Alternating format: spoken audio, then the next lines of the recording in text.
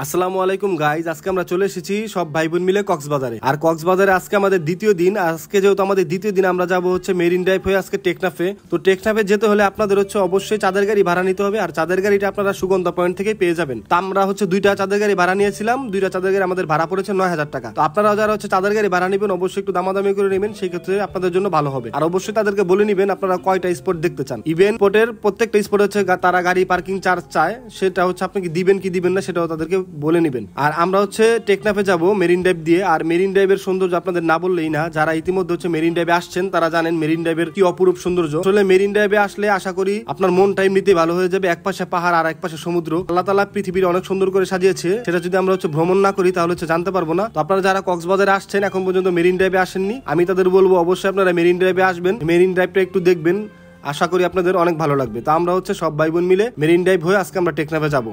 তো যাওয়ার পথে আমরা হচ্ছে ইনানি বিচ, হিমসরি বিচ, এরপরে কাকরার বিচ, এরপরে পাকুয়া টেক, আমরা সবগুলো স্পটে হচ্ছে ভ্রমণ করেছি। ভিডিওটা অনেক বড় হয়ে যাবে, সেজন্য হচ্ছে আমরা ভিডিওগুলো দেই নাই। তো আপনারা যারা মেরিন ড্রাইভে আসবেন অবশ্যই প্রত্যেকটা স্পট ঘুরবেন, আর একটু সময় নিয়ে ঘুরবেন যাতে আপনারা পরিপূর্ণ মজাটা উপভোগ করতে পারেন।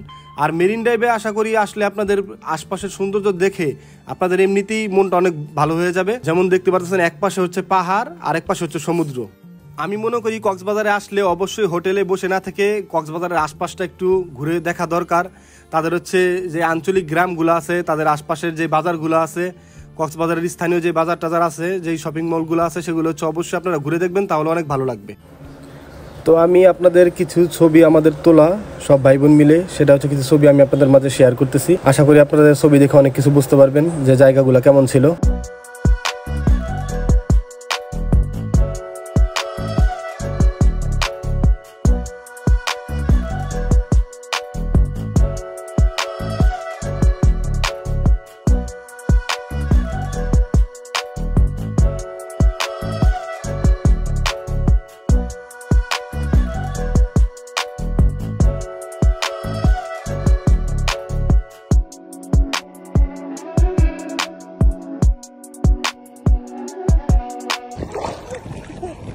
Taruh tu di baju mat.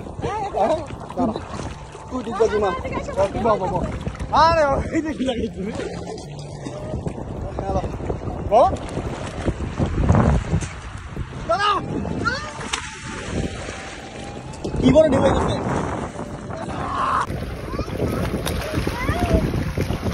Ay. Kali gitu. Bisa. Terus ada tadi.